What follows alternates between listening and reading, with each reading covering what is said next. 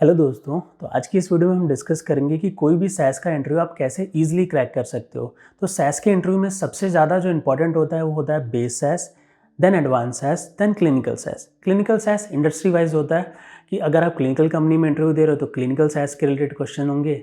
अगर आप बैंकिंग में दे रहे हो तो थोड़े बैंकिंग के रिलेटेड, और इंश्योरेंस भी दे रहे हो तो इंश्योरेंस के related. But most probably clinical SAS में जाओगे तभी क्लिनिकल सैस के रिलेटेड ज़्यादा क्वेश्चंस होते हैं। लेकिन सबसे ज़्यादा जो इंटरव्यू में इंपॉर्टेंट होता है वो होता है बेस सैस और फिर एडवांस सैस। अब बेस सैस में मोस्टली लोगों को डिफ़िकल्टी ये आती है, मैंने देखा है कि अक्सर लोगों को पता ही नहीं है कि कौन से टॉपिक में क्या चीज़ें आती हैं। जैसे कि स्टेटमेंट में कौन से स्टेटमेंट्स होते हैं, ऑपरेटर्स कौन से ऑपरेटर्स होते हैं, कितने ऑपरेटर्स उन्होंने सीखे हैं। इन शॉर्ट आप जो पढ़ के जाते हो कभी कभार एज ए स्टूडेंट आपको ही क्लियर नहीं होता कि कौन कौन से टॉपिक मैंने पढ़े हैं। तो सबसे पहले तो आपको बेस सैस में जो भी टॉपिक्स हैं, डेटा स्टेप में जो भी डेटा स्टेप्स आपने सीखे, प्रॉक स्टेप में जो भी प्रॉक स्टेप्स आपने सीखे, वो टॉपिक्स क्लियर होने चाहिए एटलीस्ट कि वो टॉपिक कौन से हैं और किस टॉपिक में क्या चीज़ें आती हैं। फंक्शंस में कितने टाइप के फंक्शंस हैं, कितने स्टेटमेंट हैं, कितने ऑपरेटर्स हैं। ठीक है, कभी कभार क्या होता है कि आप फंक्शन में स्टेटमेंट बता देते हो, स्टेटमेंट में ऑपरेटर बता देते हो। ऐसी गलतियाँ नो डाउट होती हैं। तो पहली चीज़ तो आपको टॉपिक्स क्लियर होने चाहिए कि आपने कौन से टॉपिक्स पढ़े हैं, क्योंकि इंटरव्यू में आपसे ऐसा पूछा जा सकता है कि can you tell me which topics you have done और you can let me know what you have learned during your training. Okay, क्या आपने पढ़ा है ट्रेनिंग में। तो आपको उस वक्त भूल जाते हो कि मैंने क्या पढ़ा है या आगे पीछे बता देते हो। तो पहली चीज़ टॉपिक्स क्लियर कर लो। दूसरी चीज़, जब टॉपिक्स क्लियर होते हैं उसके बाद आपसे समझो कि कोई फंक्शंस पूछा, तो फंक्शंस में उन्होंने डेट फंक्शन पूछा, इन सी के या इन 10x। तो पहली चीज़ तो आपको पता होनी चाहिए उसके अंदर कि इन सी के करता क्या है। ओके, उसकी एटलीस्ट डेफिनेशन ना भी पता हो तो चलेगा, इन सी के पता होना चाहिए कि वो एग्जैक्टली करता क्या है, दो डेट के बीच में जो डिफरेंस काउंट करता है, राइट। तो इन सी के, इन 10x, ऐसे जो भी फंक्शंस हो गए समझो, तो या तो आपको डेफिनेशन पता होना चाहिए या तो पता होना चाहिए वो करता क्या है। क्योंकि अगर आपको ये पता है कि वो फंक्शन करता क्या है या वो स्टेटमेंट क्या करता है, उसके ऑपरेट करने से या उसके कोड लिखने से क्या होता है, तो आप ऑलरेडी उनको डिफाइन बता दोगे, डेफिनेशन बता दोगे। ओके, तो या तो डेफिनेशन पता होनी चाहिए या तो मतलब पता होना चाहिए एक्चुअल में क्या करता है।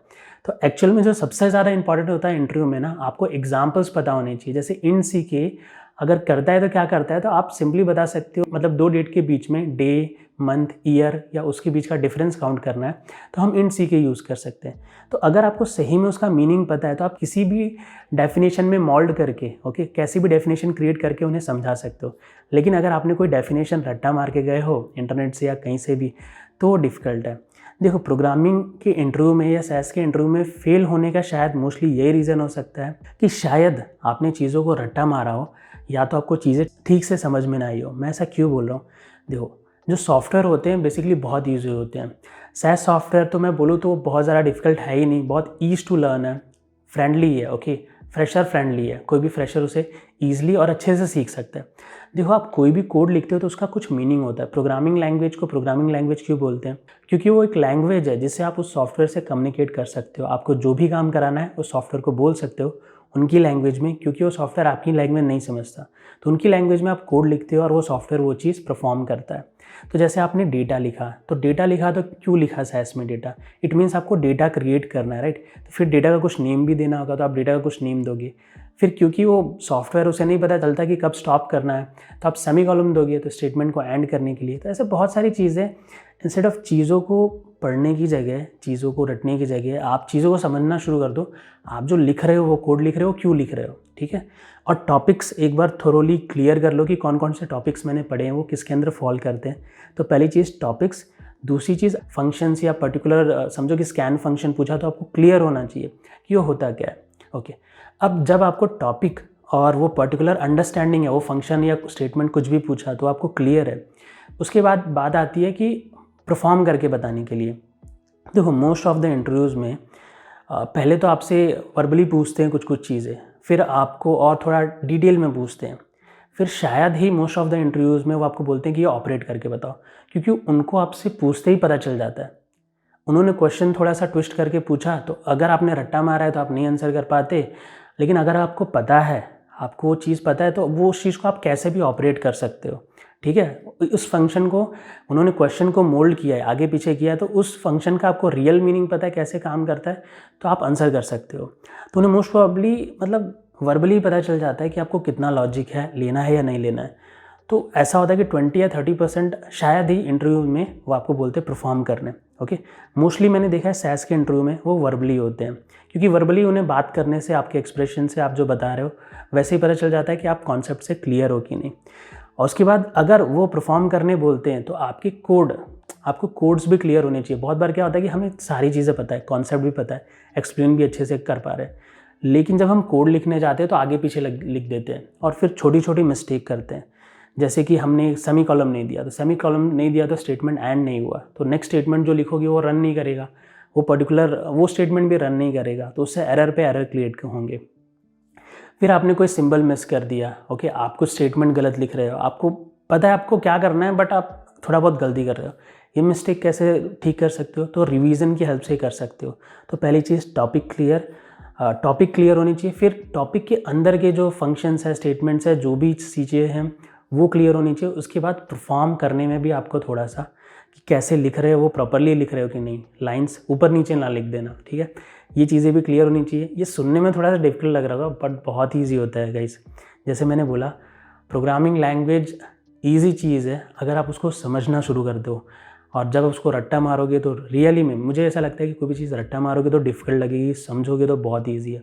और प्रोग्रामिंग लैंग्वेज तो मैं बोलता ही ये चूज़ हूँ कि क्योंकि वो एक लैंग्वेज है, आप उस सॉफ्टवेयर से बात करते हो तो आप जानो कि आप क्या कह रहे हो, वो पर्टिकुलर कोड लिख के उस सॉफ्टवेयर से क्या कराना चाहते हो, बिकॉज हर कोड लिखने पे वो कुछ ना कुछ परफॉर्म कर रहा है बिहाइंड द सीन। ओके, तो अगर ये चीज़ समझ गए कि वो कुछ परफॉर्म कर रहा है, आप क्यों वो लिख रहे हो, तो आपको कॉन्सेप्ट क्लियर रहेंगे, ठीक है। तो ये हो गया बेस का पार्ट। फिर एडवांस में थोड़ी चीज़ें आती है, एसक्यूएल जैसी, मैक्रो जैसी। एसक्यूएल अपने आप में एक लैंग्वेज है सेपरेट। तो देखो, एसक्यूएल भी बहुत ईजी है, अगर आपको बेस आता है तो आप एडवांस ईजिली कर लोगे, ठीक है, बहुत ज़्यादा डिफिकल्ट नहीं है। अगेन उसमें भी कॉन्सेप्ट मैटर करता है। तो इन सब में देखो, सबसे ज़्यादा इंपॉर्टेंट चीज़ है कि क्लियरिटी आपको होनी चाहिए। आप जो पढ़ रहे हो वो क्लियर होना चाहिए, वो मिक्सअप नहीं होना चाहिए आपके दिमाग में, टॉपिक्स मिक्सअप नहीं होनी चाहिए। आपको पता होना चाहिए कि बेस सैस में क्या टॉपिक आता है, आपको पता होना चाहिए एडवांस सैस में क्या टॉपिक आते हैं, ठीक है। आपको पता होना चाहिए क्लिनिकल सैस में क्या टॉपिक आते हैं। और अगर आप क्लिनिकल सैस के लिए प्रिपेयर कर रहे हो तो आपको क्लिनिकल की नॉलेज होना ज़रूरी है। तो क्लिनिकल सैस में जैसे कि एसडीएम हो गया, आईडम हो गया, protocol, CRF, clinical trials, mock shells. और अगर आपने कुछ SDM Adam data sets create किए हैं या टेबल क्रिएट किए हैं, लिस्टिंग क्रिएट किए, तो आपके लिए बहुत अच्छा बेनिफिशियल हो जाता है। नहीं तो मिनिमम क्लिनिकल में प्रोटोकॉल, सीआरएफ, ये जो डॉक्यूमेंट्स होते हैं उनका तो आपको पता होना ही चाहिए कि वो डॉक्यूमेंट क्यों यूज़ होते हैं, वो डॉक्यूमेंट में क्या इन्फॉर्मेशन है।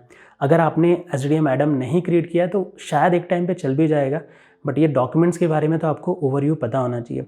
और देखो, इन द एंड सबसे ज़्यादा जो इम्पोर्टेंट है वो प्रोग्रामिंग नॉलेज है, क्योंकि प्रोग्रामिंग नॉलेज से ही आप किसी भी डोमेन में काम करते हो, चाहे क्लिनिकल, बैंकिंग, फिनेंस, इंश्योरेंस।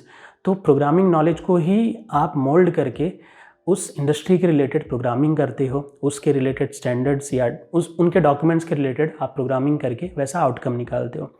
लेकिन अगर आप बैंकिंग, इंश्योरेंस और फिनेंस में जा रहे हो तो आपको डोमेन रिलेटेड शायद बहुत ज़्यादा नॉलेज होने की ज़रूरत नहीं होगी, सॉफ्टवेयर के नॉलेज पे मतलब कर दिया जाता है।